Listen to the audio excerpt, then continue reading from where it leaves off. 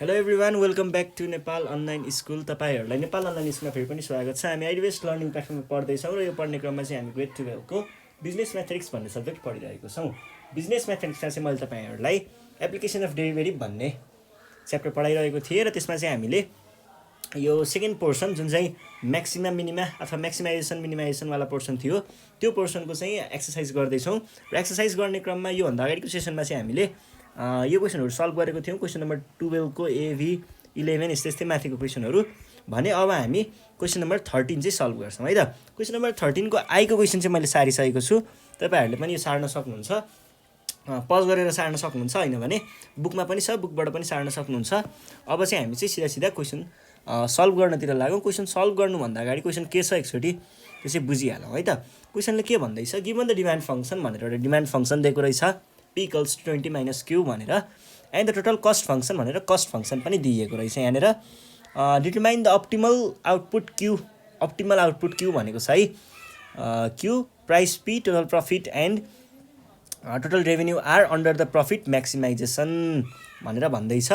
हामीलाई चाहिँ म्याक्सिमम प्रफिटको लागि चाहिँ के पत्ता लगाउनु पर्नेछ त, अप्टिमल आउटपुट क्यू पत्ता लगाउनु पर्नेछ, प्राइस पी पत्ता लगाउनु पर्नेछ, अनि total profit and total revenue are पनि पत्ता लगाउनु पर्नेछ। के को लागि, फर म्याक्सिमम प्रफिटको लागि। म्याक्सिमम प्रफिटको लागि चाहिने क्यू पी र पी भनेको प्राइस है, प्राइस र अनि प्रफिट चाहिने रहेछ। भनिसके पछाडि टोटल रेभेन्यू पनि भनेको छ भनेपछि हामीले यहाँनिर म्याक्सिमम प्रफिटको लागिको कुरा गर्दैछ नि त। भने पछाडि हामीले त्यसको लागि के गर्नु पर्यो, पहिला सुरु प्रफिट फङ्सन निकाल्नु पर्यो।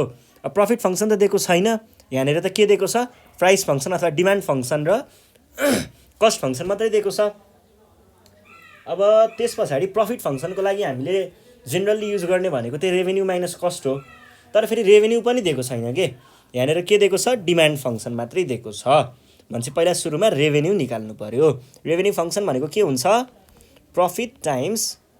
प्राइस टाइम्स क्यू भनेको क्वान्टिटी कमोडिटी होइन, 20 माइनस क्यू टाइम्स क्यू हुने भयो यो भनेको, अनि यो भनेको चाहिँ 20, अब यो क्यूले भित्र मल्टिप्लाई गर्ने हो नि त, यो भनेको क्यू स्क्वायर आउने भयो है त। यो कुरा भइसकेपछि रेभेन्यू निस्कियो, रेभेन्यू निस्के पछाडि प्रफिट निकाल्न त गाह्रो भएन। अब यो फङ्सन लिमिट कन्टिन्युटी पढाउने बेला मैले प्रफिटलाई यसरी पनि डिनोट गरिन्छ है भनेर भनेको थिएँ। भनेपछि मैले यहाँनिर त्यही पाई युज गरेँ, पाई भयो। पाई भनेको रेभेन्यू माइनस कस्ट हुने भयो, यो भनेको 20 क्यू माइनस क्यू स्क्वायर, अनि कस्ट फङ्सनमा चाहिँ के छ, minus Q square plus 8q plus 2 छ, यो भयो।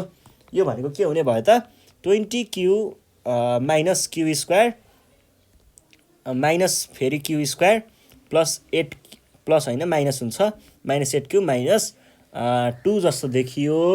अब यहाँबाट चाहिँ के देख्न सकिन्छ, माइनस क्यू र माइनस क्यू माइनस 2q हुन्छ, यसलाई अगाडि ल्याउन सकियो 2q स्क्वायर, अनि बाँकी रह्यो 20q र 8q को काम गर्नु पर्दा यो 12q हुन्छ, किनकि घट्छ नि त, माइनस 8q भइसके पछाडि 12 माइनस 2 चाहिँ ठिकै छ ल, यो भयो। अब हामीले म्याक्सिमाइज गर्नुपर्ने केलाई हो, प्रफिटलाई हो, प्रफिटलाई म्याक्सिमाइज गर्नुपर्ने भएको हुनाले हामीले चाहिँ कसरी म्याक्सिमाइज गर्ने चलन छ त, पहिला सुरुमा फर्स्ट डिग्री डेरिभेटिभ निकाल्ने, अनि स्टेसनरी पोइन्टको कन्डिसन राखेर चाहिँ दुईटा अथवा कति आउँछ त्यो फङ्सनले कतिवटा चाहिँ स्टेसनरी पोइन्टहरू दिन्छ, त्यही अनुसार चाहिँ पोइन्टहरू आउँछ र त्यो पोइन्टलाई चाहिँ लगेर हामीले सेकेन्ड डिग्री डेरिभेटिभमा लगेर चेक गर्ने गरेको छौँ र त्यहाँबाट चाहिँ त्यसले म्याक्सिमम भ्यालु दिने हो कि मिनिमम भ्यालु दिने हो निस्किन्छ, अनि त्यसलाई चाहिँ हामीले पछि लगेर फङ्सनहरूमा राखेर चाहिएको चिजहरू निकाल्ने हो।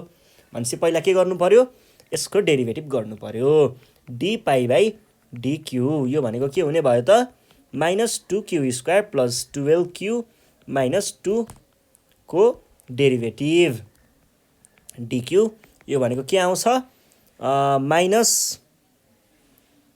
d2q square by dQ plus d12q by dQ minus d2 by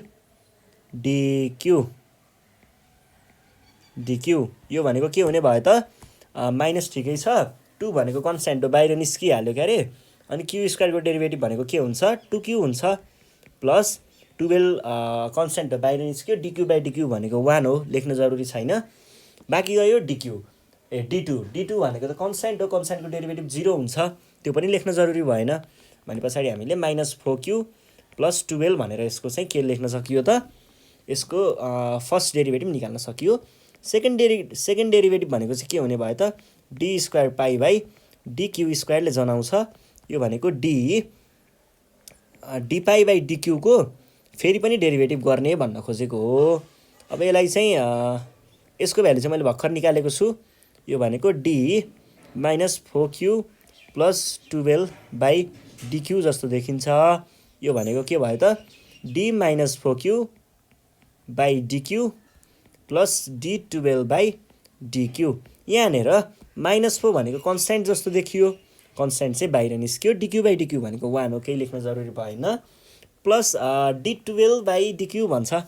d12 भनेको के भयो त, d12 भनेको चाहिँ हाम्रो कन्स्ट्यान्ट भयो, कन्स्ट्यान्टको डेरिभेटिभ 0 हुन्छ, लेख्न जरुरी छैन। अब यो भइसके पछाडि हामीले स्टेसनरी पोइन्टको कन्डिसन लगाएर चाहिँ पोइन्टहरू निकाल्छौँ है त। पोइन्टहरू निकाल्नको लागि हामीले के भन्छौँ,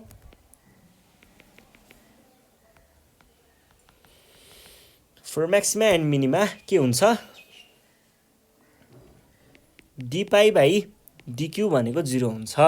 और dπ/dq को भ्यालु मैले -4q प्लस 12 इक्वल्स टु 0 लेख्न पाउँछु। और यो -4 चाहिँ यतातिर लग्यो भने 12 इज इक्वल्स टु 4q, किनकि नेगेटिभ जाँदा पोजिटिभ हुन्छ। और q भनेको 12/4 हुने भयो, यो डिभाइड हुन गएर यो काटियो, बाँकी रह्यो 3। और q को भ्यालु 3 आउने रहेछ है त। q को भ्यालु 3 भनेर निस्कियो, तर यसले दिने भ्यालु पोजिटिभ के अरे म्याक्सिमम हुन्छ कि मिनिमम हुन्छ त हेर्नु पर्यो नि त। त्यो हेर्नको लागि when q equals to 3, q 3 भएको बेलामा के हुने भयो त, d²π/dq² भनेको के आउँछ त्यही हो हामीले हेर्नुपर्ने। त्यो भनेको -4 आउँछ। किन -4 आयो, किनकि यहाँनिर हामीले -4 राखेको छौँ र यसलाई कुनै पनि प्रकारको भेरिएबलले इफेक्ट गरेको छैन। -4 कन्स्ट्यान्ट हो, कन्स्ट्यान्ट भएपछि यो केही हल्लिने चल्ने केही गर्ने भएन, जे छ त्यही नै बस्ने भयो। र -4 भइसके पछाडि यो चाहिँ के हुने भयो त, <0 हुने भयो। <0 ले के दिन्छ, म्याक्सिमम भ्यालु दिन्छ। अभियसली म्याक्सिमम भ्यालु दिन्छ भनेपछि यसले म्याक्सिमम प्रफिट दिने रहेछ भनेर भन्न सकियो। Hence when q equals to 3 profit is, यो त एउटा कुरा भयो, अरू कुरा पनि गरेको छ यहाँनिर। अरू हामीलाई प्रफिटको कुरा म्याक्सिमम दिन्छ, हामीले त q को भ्यालु मात्रै निकाल्यौँ है। अझै प्राइसको टोटल प्रफिट र टोटल रेभेन्यू तिनटैको कुरा निकाल्नु पर्दाखेरि पहिला प्राइसको निकालौँ है त। when q equals to 3, price भनेको p इक्वल्स टु के छ, 20 - q को भ्यालु 3 छ। यो भनेको 20 - 3 भनेको 17। यो भयो एउटा कुरा। अर्को हामीले के निकाल्नु पर्ने हो, रेभेन्यू हो, रेभेन्यू है। रेभेन्यू भनेको कति छ, हामीले अघि 20q माइनस q² निकालेको थियौँ, q को ठाउँमा राख्नु पर्यो 3 भने पछाडि 3। यो भनेको 60 - 9, यो भनेको 60 कि कति, 20 हो, यही हो, 51 भयो है। अनि आउँछ प्रफिटको। प्रफिट भनेको चाहिँ के थियो त, प्रफिटको हामीले अघि निकालेको थियौँ -2 टाइम्स q को भ्यालु 3 छ, 3² प्लस 12 टाइम्स q को भ्यालु 3 छ -2। यो भनेको -3² भनेको कति हुन्छ, 3² भने 9 हुन्छ, 9 दुना 18 प्लस 12 त्यहाँ 36 -2। यो भनेको कति आयो त, 36 मा 18 भयो, -2 16 आयो है त। र यो नै हाम्रो के छ त, एन्सर छ है। ल यो कुरा पनि भयो। अब हामी जान्छौँ नेक्स्ट क्वेसनको लागि। नेक्स्ट क्वेसनले के सोध्दैछ त, क्वेसन नम्बर 13 भनेर भनेको छ। 13 को आई रहेछ है त।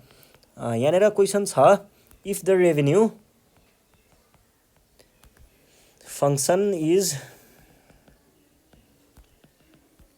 r equals to q - 3q² and the cost function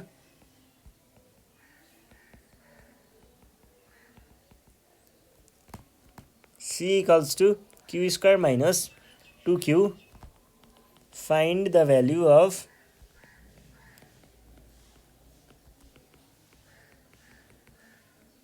maximum profit. गाह्रो कुरा त केही पनि छैन यहाँनिर पनि। के सोध्दैछ, if the revenue function is भनेर रेभेन्यू फङ्सन दिएको छ अनि कस्ट फङ्सन दिएको छ, find the value of maximum profit. सजिलो कुरा। म्याक्सिमम प्रफिट, प्रफिट भनेको के हुन्छ सधैँ, प्रफिट फङ्सन भनेको रेभेन्यू माइनस कस्ट। रेभेन्यू भनेको के दिएको छ, 3q² minus q² minus 2q हुन्छ। यो ब्र्याकेट खोल्नु पऱ्यो भने चाहिँ यो भनेको q 3q² माइनस माइनसले यसलाई ब्र्याकेट खोल्दा q² आयो, माइनस र माइनस गर्दा पोजिटिभ भयो, 20q आयो। यो भनेको के हुन्छ, 20q र q भनिसके पछाडि, सरी 20q होइन 2q पो हो त, 2q नै हो नि, 2q। यो भनेको के भयो, यो र यसको काम गर्नु पर्दाखेरि के आयो त, 3q आयो, 3q माइनस यहाँनिर माइनस छ, यहाँनिर नि माइनस छ, माइनस भइहाल्यो। q² र 3q² भनेपछि 4q² चाहिँ देखियो। यो भयो पाईको। अब यसलाई म्याक्सिमाइज गर्नु छ। म्याक्सिमाइज गर्नुको लागि के गर्ने, फर्स्ट डिग्री डेरिभेटिभ निकाल्ने, स्टेसनरी पोइन्टको कन्डिसन झिक्ने, स्टेसनरी पोइन्टबाट पोइन्टहरू आउँछ, एक्सको भ्यालु आउँछ, त्यसको भ्यालुलाई लगेर सेकेन्ड डिग्री डेरिभेटिभमा चेक गर्ने। यदि त्यो भ्यालु चाहिँ ग्रेटर देन 0 आयो भने मिनिमम भ्यालु दिन्छ, अनि लेस देन 0 आयो भने म्याक्सिमम भ्यालु दिन्छ। भन्दाखेरि यो 10 सेकेन्डको कुरा पनि छैन है। अब गरेर हेरौँ है त कति लामो रहेछ। पाई ड्यास नै भनौँ, पाई ड्यास इक्वल्स टु कति आउने भयो त, डी पाई बाई डिक्यू। यो भनेको कति आयो, D 3q minus 4q² by dQ. यो भनेको कति हुने भयो, D 3q by dQ minus D 4q² by dQ. यो भनेको 3 कन्सटेन्ट भएर बाहिर आयो, डिक्यू बाई डिक्यू भनेको 1 हो, लेख्न जरुरी छैन। अब 4 भनेको कन्सटेन्ट हो, बाहिर आयो, q² को डेरिभेटिभ 2q हुन्छ है त। यो भनेको 3 माइनस 8q हुने भयो। ल फर्स्ट डिग्री डेरिभेटिभ निकाल्यो। अब सेकेन्ड डिग्री डेरिभेटिभ भनेको डबल ड्यास लेख्ने चलन छ के अरे। यो भनेको के भयो त, डी पाई बाई डिक्यूकै डेरिभेटिभ हुन्छ। यो भनेको कस्तो हुने भयो त, यसको भ्यालु त मैले भर्खर निकालेको छु यहाँनिर, भने पछाडि D 3 minus 8q by dQ जस्तो देखियो। यो भनेको D 3 by dQ minus D 8q by dQ भने जस्तो देखिन्छ। अब माथिको भ्यालु त कन्सटेन्ट हो, 0 नै लेखिदिउँ। यतापट्टि चाहिँ 8q भनेको हुनाले 8 भनेको कन्सटेन्ट बाहिर निस्कियो, q को भ्यालु त के हुन्छ त, डिक्यू बाई डिक्यू भने त 1 हुन्छ, लेख्न जरुरी छैन है त्यो, माइनस 8 आयो। अब सेकेन्ड डिग्री डेरिभेटिभ पनि आइसके पछाडि हामीले यसलाई के गर्छौँ, स्टेसनरी पोइन्टको कन्डिसन लगाउँछौँ है, फर म्याक्सिमा एन्ड मिनिमा।